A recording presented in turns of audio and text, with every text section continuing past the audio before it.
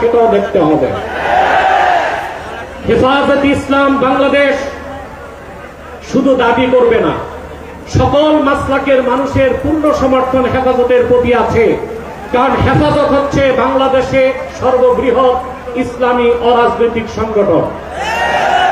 আজ আমি এই জনতার পক্ষ থেকে, বাংলাদেশের কোটি কোটি মুসলমানের পক্ষ থেকে হেফাজতের সম্মানিত আমিরের কাছে বলবো, হেফাজত রাজনীতিতে যাবে না, কিন্তু রাজনীতি নিয়ন্ত্রণ করতে হবে।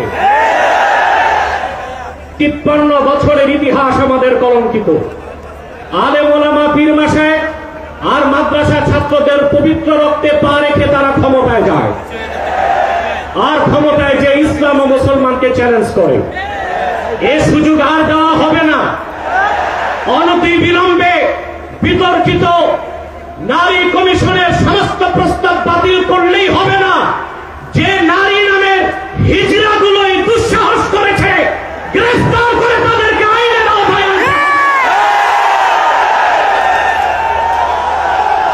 আরেকটি বিষয় হচ্ছে, ডক্টর ইউনূসকে বক্তব্য পরিষ্কার করতে হবে।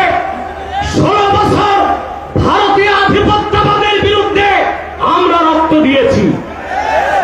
সর্বপ্রথম সকল প্রকার শিরক, কুফর, রামবাম, নাস্তিক আর ভারতীয় আধিপত্যবাদ ও ফ্যাসিবাদের বিরুদ্ধে রক্ত উৎসর্গ করেছে শাপলা চত্বরে হেফাজতের আলেম ওলামা কর্মীরা। সেই আন্দোলনের আগ্নেয়গিরিতে 5ই আগস্ট ছাত্র জনতা আগুন ধরিয়েছে শুধু। অতএব আলেম ওলামাকে বাদ দিয়ে কোনো সিদ্ধান্ত মেনে নেওয়া হবে না।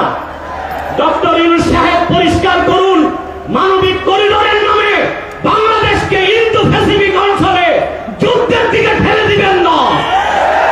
আমরা ভারতকে সাহায্য করেছি, যদি আটলান্টিকের উপর থেকে কেউ আগ্রাসন করতে আসে, বাংলাদেশের প্রত্যেকটি মাদ্রাসায় একটা ক্যান্টনমেন্ট হবে। সেনাবাহিনীর সাথে কাঁধে কাঁধ মিলিয়ে মাদ্রাসা ছাত্ররা দেশ রক্ষায় মাঠে নামবে।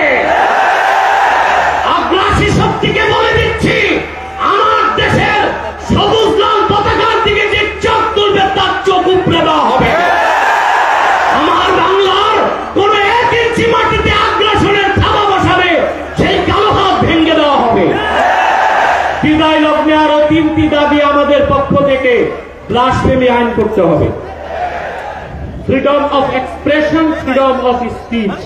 বাক স্বাধীনতার নামে ইসলাম বিরোধিতা যেই করবে তাকে আইনের আওতায় আনতে হবে। আমার দেশে অসংখ্য আলেম ওলামা, নিরীহ মানুষকে জঙ্গি তকমা দিয়ে কারাগারে রাখা হয়েছে। যদি বাবর সাহেব মুক্তি পায়, তাহলে যে সমস্ত আলেম ওলামা জঙ্গির মামলায় ভিতরে, তারা কেউ মুক্তি পাবে না। তাদের মুক্তির আগে সংস্কার না, নির্বাচন হতে দেওয়া হবে না বাংলাদেশে। আমার 7ম দাবি, হেফাজতের পক্ষেই বাংলাদেশের সমস্ত মাসলাককে এক প্ল্যাটফর্মে আনা সম্ভব একটি দাবি আদায়ের লক্ষ্যে। সেটা হচ্ছে, বাংলাদেশে কাদিয়ানীদেরকে অবশ্যই অমুসলিম ঘোষণা করতে হবে। হেফাজত যদি ডাক দেয়, তাহরিকে খাতমে নবুয়্বত সহ সারা বাংলাদেশের মাসলাক আসবে। আমরা কাদিয়ানীদেরকে অমুসলিম ঘোষণার দাবি আদায়ে যদি জান ও মাল দিতে হয়, কারা কারা প্রস্তুত আছি। আখির দাওয়ানা আলহামদুলিল্লাহি রাব্বিল আলামিন।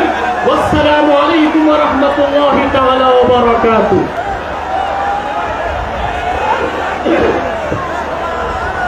আমরা